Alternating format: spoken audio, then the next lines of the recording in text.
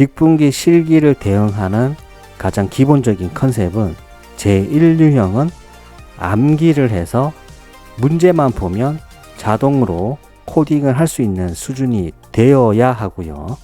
제2유형은 고민하지 마시고 랜덤 포레스트 모델을 사용해서 결과를 확인을 하고 빠르게 끝내놓는 거고, 제3유형은 복잡한 문제들이 많이 나올 수 있기 때문에 또한 제2유형 모형 분석을 다시 해야 되는 경우가 있기 때문에 3유형에 조금 더 시간을 투자를 하고, 그리고 만약에 모르는 문제가 있다라고 하면 스킵을 과감하게 합니다.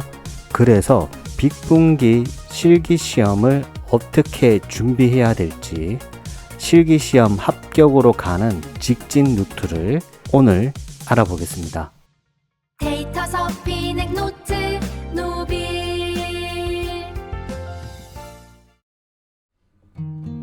여러분 축하드립니다.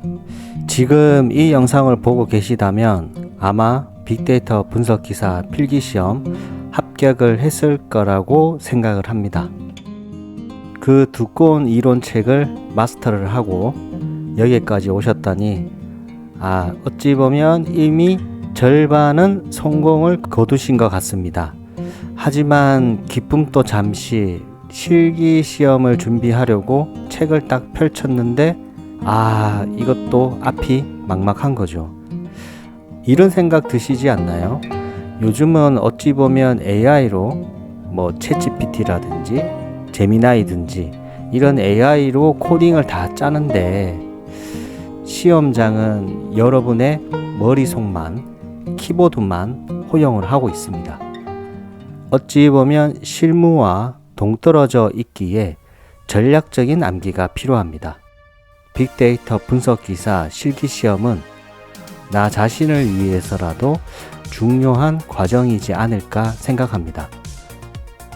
그래서 오늘은 빅분기 실기시험을 어떻게 준비해야 될지, 실기시험 합격으로 가는 직진 루트를 오늘 알아보겠습니다.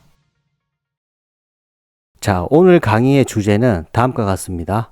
AI 시대에 왜 코드를 외워야 하는지, 디버깅 능력에 대해서 알아보고요.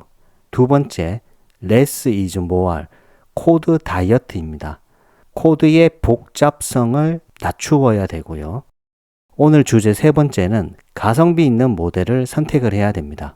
왜냐하면 빅분기 실기가 가장 성능이 좋은 모형을 뽑는 대회가 아니잖아요. 제한 시간 내에 정답을 제출하는 시험입니다.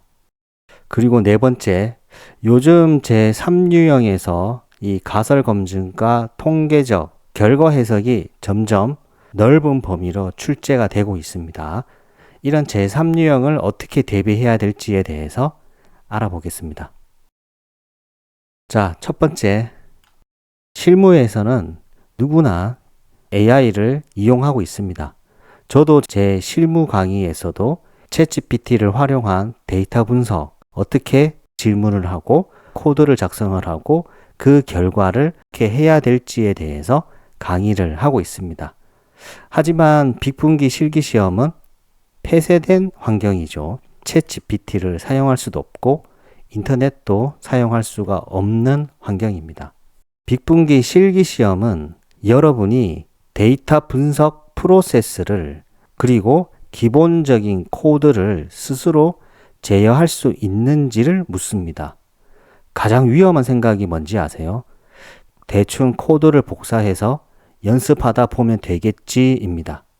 그러면 떨어질 확률이 높습니다. 어찌 보면 이런 AI가 이 빅분기 실기시험에서는 리스크가 있는 이 나쁜 친구들과 같아요.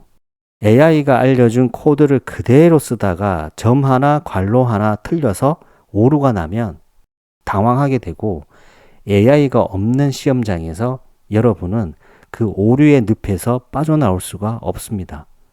기초적인 라이브러리, 그 다음에 데이터 불러오기, 결측치 처리, 모형 생성, 이와 같은 이 프로세스의 뼈대는 구구단처럼 외우셔야 하는 겁니다. 코드를 외우고 있어야 오류가 발생했을 때, 아, 여기서 틀렸네 라고 하고 바로 수정이 가능하고요. 이런 기본적인 코드를 외우지 않은 상태에서 AI만 활용하게 되면 한번 오류가 있었던 거는 오류 수정을 하지 못하고 계속 그 오류가 남아있고 AI한테 계속 수정을 요청해야 되는 상황이 오게 됩니다. 따라서 요즘 시대에 이런 AI의 배신이 있기 때문에 빅분기 실기가 기본기를 가질 수 있도록 도와주는 좋은 기회인 거죠. 두 번째 주제는 less is more. 코드 다이어트가 중요합니다. 이 복잡성을 낮추어야 되죠. 빅분기 실기는 코드가 길어지면 길어질수록 어떨까요? 오타 확률이 많고 띄워쓰기, 소문자, 대문자, 오류 발생하는 것들이 점점 많아지는 거죠. 코드는 반드시 줄여서 써야 되는 겁니다. 시험장에서 가장 큰 적은 뭘까요? 바로 시간과 오타입니다. 똑같은 결과를 내는데 10줄 쓰는 사람과 2줄만 쓰는 사람, 누가 더 유리할까요? 자, 이거 한번 보시죠. 실전 팁 들어갑니다. 자, 똑같이 성별 컬럼을 우리가 인코딩을 해야 되죠. 근데 긴 코드는 노가다 방식입니다. 물론 이 방식이 잘못되었다는 건 아닙니다. 하지만 긴 거죠. 자, 아래는 우리가 라이브러리만 알고 있다라고 하면 그냥 한 줄만 끝나는 거죠. 자, 이와 같이 라벨 인코더라고 하는 라이브러리를 불러오고 그냥 라벨 인코더 p 트랜스폼을 하게 되면 남녀를 인코딩을 할 수 있는 거죠. 똑같이 결측치를 처리하고 인코딩을 한다 하더라도 자, 왼쪽과 오른쪽은 다릅니다. 시험은 시간과의 싸움입니다. 자격증 취득이 목적입니다. 가장 짧고 가장 확실하게 실행 시간을 잡아먹지 않는 효율적인 코드를 손에 익히셔야 합니다. 자, 세 번째는 가성비 모형을 선택을 해야 됩니다. 자, 제2유형 모델링 파트에서 많은 분들이 고민합니다. 성능이 잘 나오려면 인공신경망을 써야 하나? XGBoost? 라이트 GBM? 자, 여러분, 시험 환경은 여러분의 최신형 노트북이 아닙니다. 굉장히 제한된 리소스를 주죠. 여기서 괜히 인공신경망 같은 거 돌렸다가 실행시간 조건인 1분 넘어가면 어떻게 될까요? 그냥 0점입니다.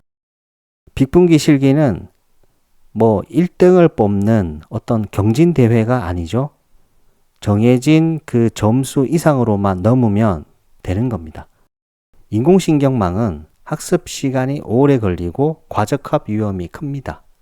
반면 제가 실기시험에서 항상 강조하는 이 랜덤 포레스트 모형은 하이퍼 파라미터 튜닝 없이도 준수한 성능을 내며 실행 시간을 준수할 수 있습니다. 그래서 저는 제 강의에서 추천하는 게 랜덤 포레스트 모형입니다. 데이터 스케일링에 크게 영향을 받지 않습니다. 왜냐하면 의사결정 나무 모형이죠. 둘째는 과적합에 강합니다. 왜냐하면 앙상블 모형이니까. 랜덤 포레스트는 시간은 아끼고 점수는 인공신경망보다는 이 성능은 뛰어나진 않지만 안정적으로 우리가 획득을 할 수 있는 겁니다. 따라서 제2유형의 합격의 핵심은 랜덤 포레스트 모형입니다. 저 역시도 랜덤 포레스트 모형으로 합격을 했고요. 자, 예시를 한번 볼까요? 첫 번째는 이제 인공신경망을 사용한 거죠. 이와 같이 라이브러리를 불러오고요. 그리고 스케일링 코드 또한 포함되어 있어야 되고, 자, 모델은 MLP 클래시파이어 히든 레이어 사이즈는 64,32 이와 같이 하이퍼 파라미터 설정도 해야 되고, 자, 실행 시간은 한 45초? 한 1분 근처? 1분 그 이상이 될 수도 있겠죠. 불안합니다. 하지만 제가 말했던 랜덤 포레스트 모델을 사용하게 되면 자, 이와 같이 랜덤 포레스트 클래시파이어 이와 같이 라이브러리를 불러오고 아래 이 모형을 적어주고 실행을 해보면 10초 이내로 끝날 수 있습니다. 불안한 마음이 없어지게 되는 거죠. 인공신경망 MLP 화려합니다. 정확도도 잘 나오죠. 하지만 닭 잡는데 소 잡는 칼을 쓸 수는 없는 거죠. 자, 네 번째. 어떻게 제3유형을 대비해야 될까? 제3유형 통계 해석 결과 못하면 끝인 거죠. 최근 난이도가 제3유형이 급상승하고 있습니다. 기존의 어떤 분류나 회귀 결과 해석에서 나오는 해석하는 문제가 많았었죠. 뭐 오즈라든지 독립 변수가 한 단위 상승할 때 종속 변수는 어떻게 상승하는지 묻는 것들이 많았는데 이 제3유형이 가설 검증이랑 이 결과 해석이 같이 있거든요. 이 가설 검증이 모수 검증이 있고 비모수 검증이 있죠. 분야가 방대합니다. 자, 예전에는 단순한 계산이었는데 이제는 가설 검증의 해석을 물어보고 있죠.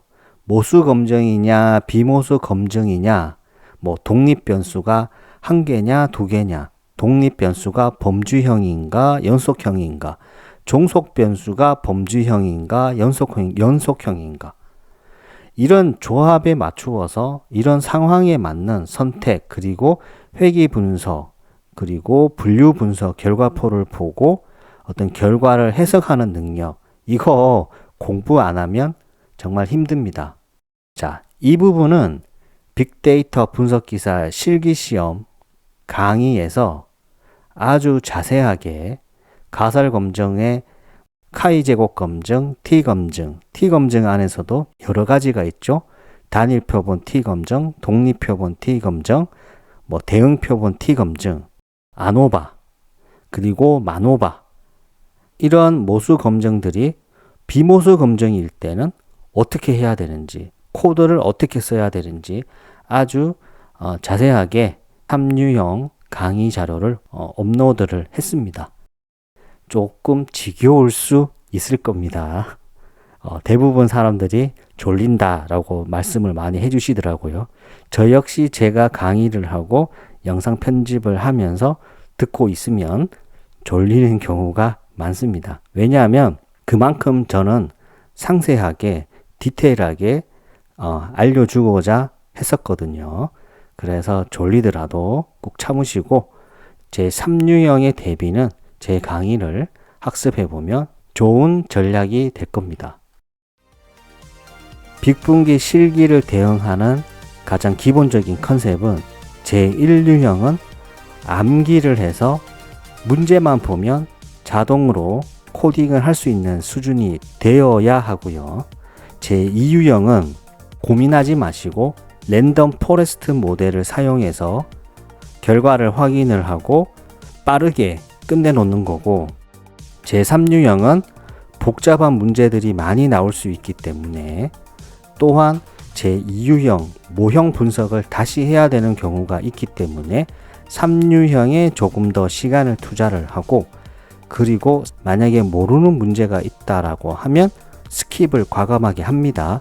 그래서 1차적으로 1유형, 2유형, 3유형을 끝내놓은 상태에서 다시 1유형, 2유형, 3유형을 검증을 하게 되면 우리가 기억나지 않았던 코드도 기억이 나게 됩니다. 자, 그리고 코드가 생각나지 않을 때는 제 실기 강의를 들어보면 코드가 생각나지 않을 때 우리가 어떻게 대응을 해야 되는지, 어떻게 코드를 알아봐야 되는지에 대한 강의도 있기 때문에 그 강의도 확인을 하고, 아직 시간이 3개월이면 충분합니다. AI를 활용하지 말고 우리가 지금부터 코드 암기를 하게 되면 실기시험의 모든 문제는 풀 수 있을 거고요. 물론 미처 생각하지 못했던 문제들도 나올 겁니다. 그런 문제는 과감하게 스킵을 하고 알고 있는 문제만 다 풀더라도 합격할 수 있을 겁니다. 오늘 빅분기 실기 합격을 위한 4가지 전략을 알아봤습니다. 자, AI는 잊어버리고 코드를 암기해라. 두 번째는 최대한 짧고 간결한 코드를 사용해라. 세 번째는 모형은 성능이 아니라 시간 조건을 고려한 안정적인 랜덤 포레스트 모델을 사용해라.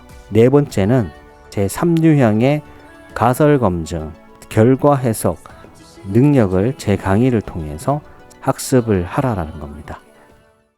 자, 공부하다 보면 막막할 때가 있을 겁니다. 이걸 내가 다 칠 수 있을까 싶기도 하겠죠. 하지만 여러분, 처음부터 완벽한 사람 없습니다. 저 역시도 저는 기계공학과 출신이었습니다. 자, 반복하고 손으로 직접 코딩하다 보면 어느새 손가락이 기억을 하고 있습니다. 오늘 제 영상이 빅분기 실기를 어떻게 대비해야 될지 고민을 조금이라도 줄여드렸다면 저는 그것으로 충분하고요. 이 데이터라는 바다에서 길을 잃지 않고 저처럼 즐길 수 있는, 서핑을 할 수 있는 그런 노빌쌤이 되도록 하겠습니다. 오늘 내용이 도움되셨다면 구독과 좋아요 부탁드리고요. 여러분 필기시험 진심으로 축하드립니다. 그리고 앞으로 실기시험 그리고 그 이상 실무에서도 성장할 수 있도록 진심으로 응원합니다. 지금까지 데이터 서핑 앤 노트의 노빌쌤이었습니다. 수고하셨습니다. 감사합니다.